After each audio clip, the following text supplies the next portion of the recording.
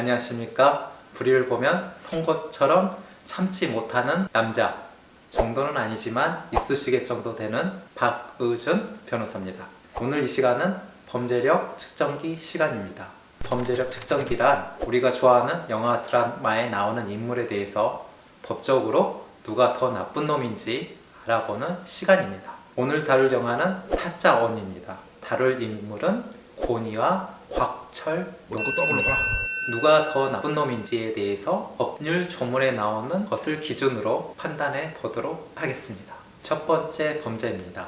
가구 공장에서 일하며 남남삼을 살고 있는 고니는 가구 공장 한켠에서 방우석 일행이 벌이는 하트판에 끼게 됩니다. 고니는 섣달을 하면서 3년 동안 벌어두었던 돈을 모두 날리고 맙니다. 고니가 사기 도박에 걸렸지만 도박을 했기 때문에 도박죄에 해당합니다. 참고로 명절에 고스톱 치시는 분들 많죠? 고스톱 친다고 다 처벌받는 건 아닙니다. 일시 오락 정도에 불과한 경우에는 처벌받지 않고요. 오락으로 볼 수 없는 경우에만 도박죄에 해당해서 처벌받게 됩니다. 어떤 게 도박죄에 해당하고 어떤 게 오락이 될까요? 한번 판례를 볼까요? 총 32회에 걸쳐서 합계 최고 8억의 내기 골프를 한 사안, 도박죄에 해당할까요? 8억이면 굉장히 크죠? 당연히 도박죄에 해당합니다. 다음 판결을 볼까요? 1회에 1,000원 내지 4,000원 정도를 걸고 30회 정도 훌라를 한 경우 1,000원 내지 4,000원, 이거 가지고 처벌받기는 좀 그렇죠? 이런 경우에는 일시 오락으로 보고 있습니다. 너무 금액이 크고 작다 보니 어느 게 도박이고 어느 게 오락인지 판단하기 힘드시죠? 중간에 있는 금액을 한번 볼까요? 단시일 내에 6회에 걸쳐서 판돈 300만 원이 오간 겁니다. 이거는 도박으로 보고 있습니다. 총액이 중요한 게 아니라 일의 판돈을 가지고도 또 도박이로 보기도 하고 오락이라고도 보기도 합니다. 이게 점당이 중요하죠. 저희는 명절에 고스톱을 많이 하니까 친목회 모임에서 회원을 기다린 사이에 2점당 500원짜리 고스톱 하투놀이를 하는 경우, 이 정도는 많이 하시기도 하죠. 네, 이런 경우에는 오락으로 보고 있습니다. 한 번에 판돈이 얼마만큼이냐 그리고 오가는 돈이 얼마냐에 따라서 도박으로 보기도 하고 오락이라고 보기도 합니다. 이러도 어느 정도 괜찮을 수 있다, 그런 경우에는 오락으로 볼 수 있고요. 이러면 큰일 난다, 도박으로 보실 수 있을 것 같습니다. 판례를 보게 되면 몇백만 원 정도 도박으로 보니까 자기는 오락으로 봤다라고 하더라도 딴 사람은 오락일 수 있죠. 잃은 사람이 오락으로 볼 수 없는 정도의 큰 돈을 하신다, 그러면 도박으로 될 수 있으니까 꼭 참고하시고 오락선에서 놀이를 하시기 바랍니다.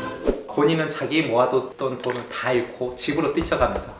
그리고 친누나가 집에 보관하고 있던 큰 돈을 훔쳐옵니다. 여기서 또 범죄가 발생합니다. 바로 절도죄죠. 돈을 훔쳤기 때문에 절도죄입니다.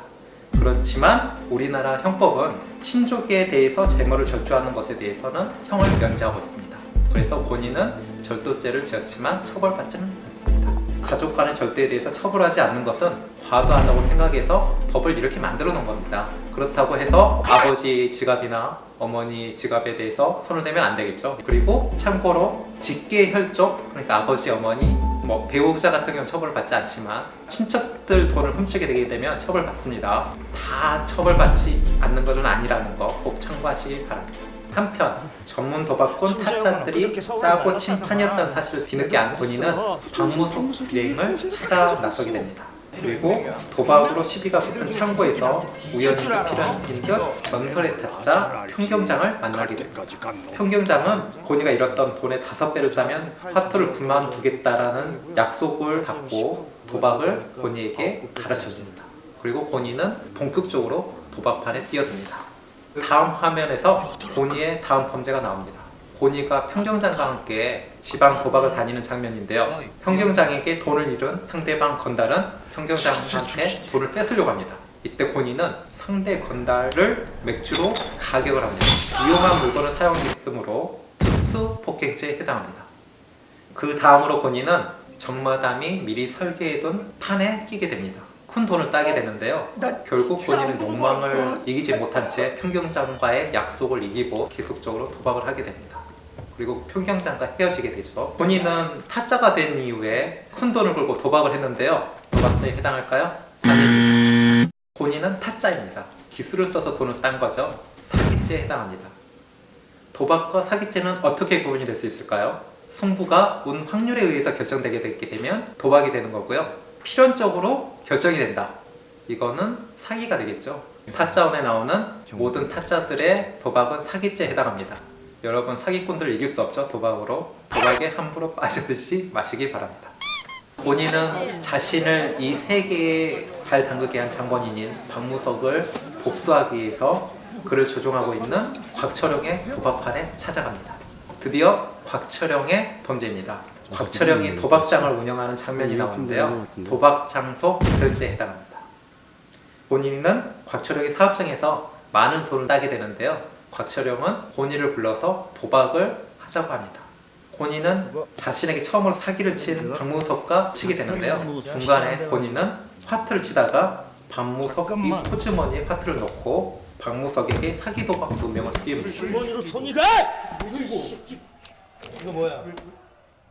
이거 뭐야? 그리고 사기를 쳤다라는 이유로 박무석의 손을 자르려고 합니다. 어이 젊은 친구 신사답게 행동해. 이 말에 권위는 이 돈은 폭행 우리가 대신 없습니다. 돈을 챙깁니다. 신사답게. 여러분들이 박무석이 돼서 손이 잘릴 뻔했다면 어떻겠어요? 굉장히 겁이 났겠죠? 이 범죄는 뭘까요? 바로 특수공갈죄입니다. 위험한 물건을 사용해서 공갈을 쳤기 때문에 특수공갈죄에 해당합니다. 그리고 돈을 잃은 곽철용은 박무석을 폭행하게 되는데요. 부하를 이용해서 폭행했으므로 특수폭행죄에 해당합니다. 곽철용과 다시 도박을 하게 된 권위는 박무석과 짜고 곽철용의 돈을 따게 됩니다. 한 끝? 한 끝인데 5억을 태워? 이 사실을 안 곽철용은 박무석을 살인하고 회장, 나 아닙니다. 본인도 살인하려고 하나 미수에 그치게 됩니다. 즉 곽철용의 범죄는 살인죄에 해당합니다. 술집에서 일하던 화란이라는 여자를 사모하던 곽철용은 고니와 고강렬의 연인인 화란과 세란을 납치한 후 팔아버리라고 부하들에게 지시합니다. 그는 무슨 범죄에 해당할까요? 바로 특수과금죄와 인신매매죄에 해당합니다. 곽철용을 다시 찾아가 충성을 맹세한 권위는 곽철용의 차를 타고 이동하게 됩니다. 곽철용과 함께 차를 타고 이동하던 중 권위는 곽철용의 부하를 흉기로 폭행하고 곽철용을 살인합니다. 곽철용의 부하는 복수를 낳는 복수를 위해 아귀에게 도움을 청합니다. 권위는 마지막 도박에서 아귀에게 사기 누명을 씌워서 아귀 부하에게 아귀의 손을 내리치게 합니다. 봤어. 뭐해? 니네 형님 손 안 찍고. 상해 교사죄에 해당하고요. 돌아가는 기차 안에서 자기를 죽이려고 하는 곽철용의 부하를 또 다시 살인을 하게 됩니다. 정리하겠습니다. 고니와 곽철용은 많은 범죄를 지었는데요. 형법은 한 사람이 2가지 이상의 죄를 지면 경악범이라고 해서 처벌의 범위를 정하고 있습니다. 가장 중한 죄가 사형 또는 무기징역이나 무기금고에 해당하는 경우에는 가장 중한 형으로 처벌을 받고요. 그러니까 사형 또는 무기가 있으면 사형 또는 무기로 처벌받을 수 있는 거가 되겠죠. 그리고 징역이 있는 경우에는 가장 중한 죄에 대해서 장기 또는 나에게 2분의 1까지 가중한다고 되어 있습니다. 예를 들어서 5년 이하의 징역의 범죄를 2개를 지었다면 합쳐서 10년이 되는 게 아니라 장기의 2분의 1을 가중한 실전 5년형까지 처벌을 받을 수 있게 되는 겁니다. 살인죄의 경우 사형, 무기징역 또는 5년 이상의 징역이 처하게 되므로 곽철용과 권위는 둘 다 가중해도 사형, 무기 또는 5년 이상의 징역에 처하게 됩니다. 다만 곽철용의 경우에는 폭력단체를 이용해서 살인을 했는데요. 이는 폭력행위 처벌에 관한 법률에 의해서 단기도 2분의 1에 가중이 됩니다. 그래서 곽철용만 사형, 무기 또는 7년 6개월 이상의 징역에 처하게 됩니다. 지금까지 고니와 곽철용의 범죄를 비교해보았는데요. 고니, 곽철용 둘 다 살인죄를 지었기 때문에 비슷하지만 누가 꼭 나쁘다라고 하면 법률에 있는 것만으로 본다 그러면 곽철용이 조금 더 나쁜 사람이 되겠죠. 실제 법원 판결은 다양한 참작 사유가 고려돼서 판결이 내려지니까 그걸 참고해 주시면 도움이 될 것 같습니다. 이상으로 범죄력 측정기 시간이었습니다. 다음 편에서 만날게요. 구독, 좋아요 부탁드리겠습니다. 감사합니다.